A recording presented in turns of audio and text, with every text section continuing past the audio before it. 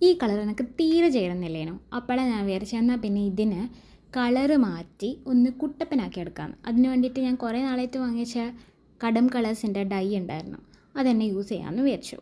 ഇതിന് വേണ്ടി നമ്മൾ ആദ്യം വെള്ളം ചൂടാക്കാൻ വെക്കണം.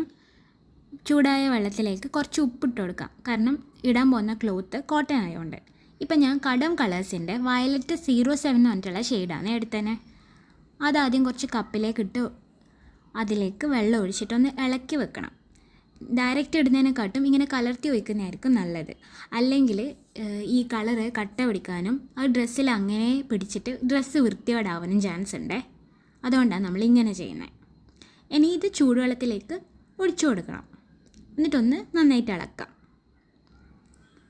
ഇനി നമുക്ക് നമ്മളെ ടോപ്പ് ഇട്ട് കൊടുക്കാം, നല്ലോണം ഒന്ന് മുക്കി വെക്കാം. ഒരു 10 മിനിറ്റ് അങ്ങനെ മുങ്ങിയിരുന്നോട്ടെ, ഫുള്ളായിട്ട് മുങ്ങണേ.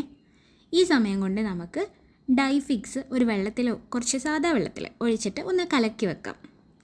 10 മിനിറ്റ് കഴിഞ്ഞ് കഴിഞ്ഞാൽ ഈ ക്ലോത്ത് അതിൽ നിന്നെടുത്ത് വെള്ളം ഊറ്റിയിട്ട് ഇതിലേക്ക് ഡൈ ഫിക്സിലേക്ക് ഡയറക്റ്റ് ഇട്ട് കൊടുക്കുക. ഒരു 10 to 15 മിനിറ്റ് ഇട്ട് വെച്ചതിന് ശേഷം നമുക്കത് കഴുകിയെടുക്കാം. അപ്പോൾ ഈ ലേശം കളറ് പോവേ, പക്ഷെ അത് അപ്പോഴത്തേക്ക് മാത്രമേ ഉള്ളൂ, പിന്നെ പോവില്ല.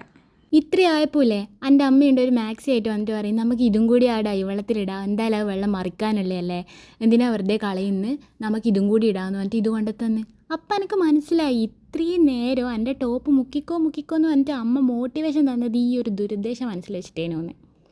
എന്തെങ്കിലും ആട്ടെ, അമ്മേൻ്റെ ആഗ്രഹം ഞാൻ തന്നെ നടത്തി കൊടുക്കണ്ടേ എന്ന് വിചാരിച്ചിട്ട് ഞാനങ്ങ് നടത്തി കൊടുത്ത്. ടോപ്പ് ഞാൻ മൊത്തത്തിൽ വയലറ്റാവുമെന്നാണ് വിചാരിച്ചത്, പക്ഷേ ഈ യെല്ലോ കളർ ത്രെഡ് ഉണ്ടല്ലോ അത് പോളിസ്റ്ററേനു, അതുകൊണ്ട് അതിന് കളർ പിടിച്ചിട്ടില്ല.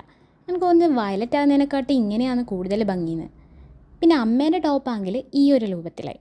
എങ്ങനെയാണ് നിങ്ങൾക്ക് ഇഷ്ടപ്പെട്ടിനോന്ന് എന്തായാലും പറയണേ.